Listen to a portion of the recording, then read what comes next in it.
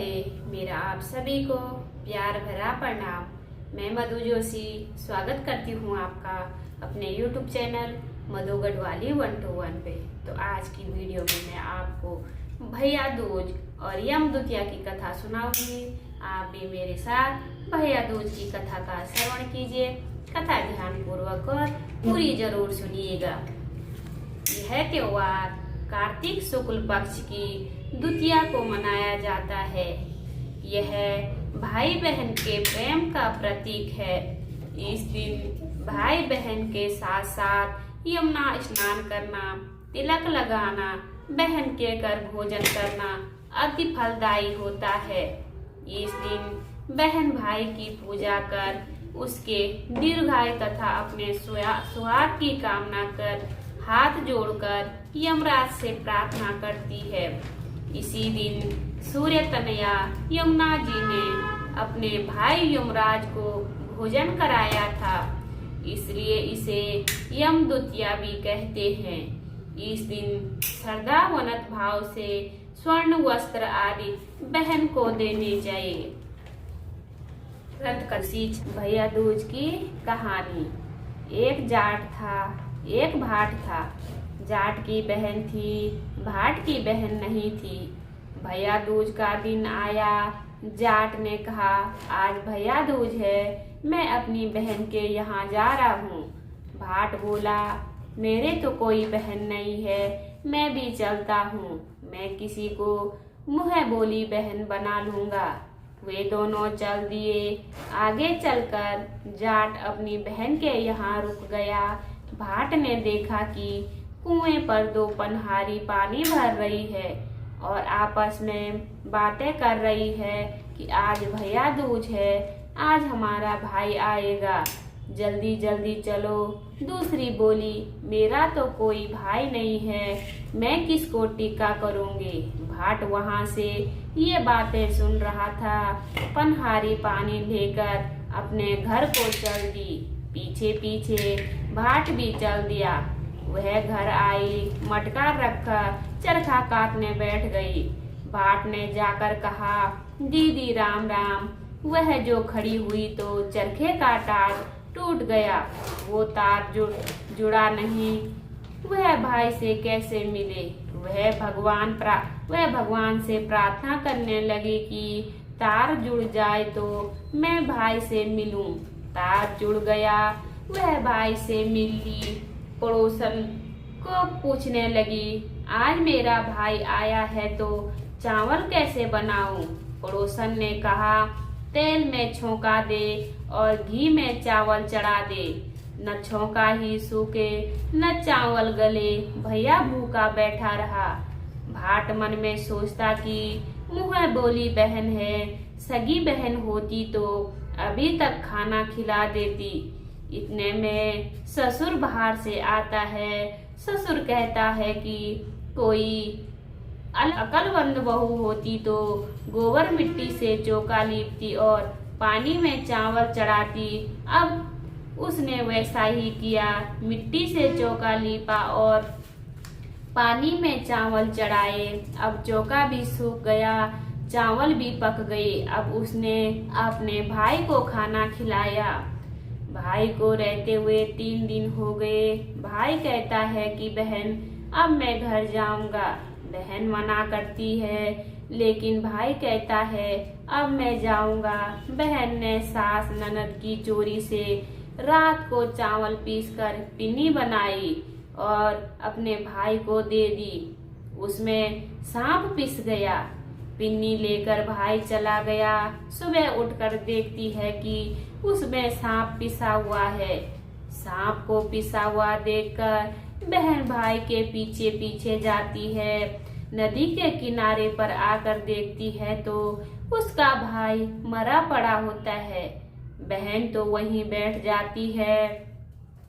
12 साल तक बहन भाई का सिर अपने घुटने पर बैठी रहती है।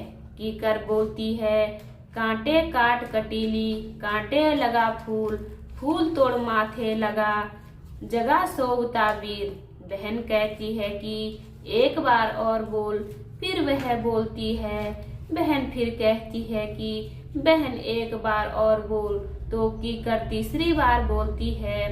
तब बहन फूल तोड़कर भाई के माथे पे लगाती है तो भाई खड़ा हो जाता है और कहता है, बहन मैं तो बहुत सोया। बहन कहती है, तुझे तो 12 साल हो गए सोए हुए। भाई बहन से कहता है कि अब तुम अपने घर जाओ। भाई मैं घर कैसे जाऊं, मुझे तो 12 साल हो गए। सेज भरतार छोड़ा, पूत पालने छोड़े, दूध औंधता छोड़ा, मैं घर से भागकर तेरे पीछे चले आई। अब तो भाई तेरे साथ ही चलूंगी। वहां से दोनों भाई बहन चल देते हैं। रास्ते में बहन को प्यास लगती है। वह भाई से कहती है, मुझे प्यास लगी है। भाई बोला, यहाँ पर कहीं पानी नहीं है, आगे चलते हैं तो बढ़ी किवाड़ बना रहा था। भाई कहता है, बहन वहीं से पानी पी लाओ। जब वह पानी पीने जाती है तो बहन पूछती है कि यह किवाड़ किसके लिए बना रहे हो। बड़ी कहता है, तुम अपना काम करो, नहीं तो मैं पूछ कर ही जाऊंगी। बड़ी कहता है, एक बुढ़िया है, जब वह मरेगी तब उसकी छाती पर यह किवाड़ जड़ेंगे। वह पूछती है कि इसका उपाय क्या है। वह बोला, उसके 7 बेटे थे, 6 मर गए, अब 7वें की बारी है। कोई बुआ हो या कोई बहन हो तो सारे काम अशुभ करे तो माँ जिंदा रहेगी। बहन कहती है कि फिर इसका उपाय बताओ, क्योंकि उसका मुंह बोला भाई उस बुढ़िया का 7वां बेटा है। बड़ी बताता है कि जिस वक्त लड़के की सगाई आए तो लोटे से कर ले, बान होवे तो भी लोटे से कर ले। जिस वक्त मोर बांधे तो उसकी जगह फूस का फुला बांधे। दरवाजे से बारात नहीं निकाले, दीवार तोड़कर वहां से निकाले। मर्दाना भेष भरकर बहन बारात के साथ जावे। अब एक करवा ले और एक लाठी ले ले। जिस वक्त भाई फेरों पर बैठे नाग के व्रत करती हो तो जिस वक्त भाई फेरों पर बैठे तो नाग आएगा, तब उस नाग को हंडिया में डाल दे। फिर नागनी आएगी तो उससे वचन भरवा लेना। जब वह वचन भर ले तब नागनी से कहे कि मेरे 7 भाइयों और 7 भाभियों को छोड़ दे, तो वह कहेगी, पापिन हत्यारिन, तूने मुझे ठग लिया, जा अब छोड़ती हूँ। तो उसने उसके 7 भाई और 7 भाभियों को छोड़ दिया। तब 7 घोड़े और 7 डोले आए। बहन सबको लेकर बारात के साथ वापस आती है। बुढ़िया सोचती है कि जो मेरे साथ होता है वही होगा। 6 तो मरे हैं, अब 7वें की बारी है। इतने में सब आते दिखाई देते हैं तो पड़ोस में कहती है कि तेरे 7 बेटे बहू आ रहे हैं। बुढ़िया कहती है, तुम हंसी नहीं करोगी तो कौन करेगा। तो वो कहती है कि नहीं नहीं, हम सच कह रहे हैं, तेरी बेटी भी आ रही है। बुढ़िया बोली, अगर आप आ रहे हैं तो बेटे की पगड़ी, बहू की चुंदड़ी और मेरे आँख के जाले, कानों के ताले खुल जाए। तब वैसा ही हो गया। फिर वह बुढ़िया को सारी कहानी सुनाती है तो सब खुश हो जाते हैं। माँ और भाई ने अपनी बहन को बहुत धन देकर विदा किया। जैसा उसको भाई मिला वैसा सबको मिले। उम्मीद करती हूँ आपको यह वीडियो पसंद आई होगी।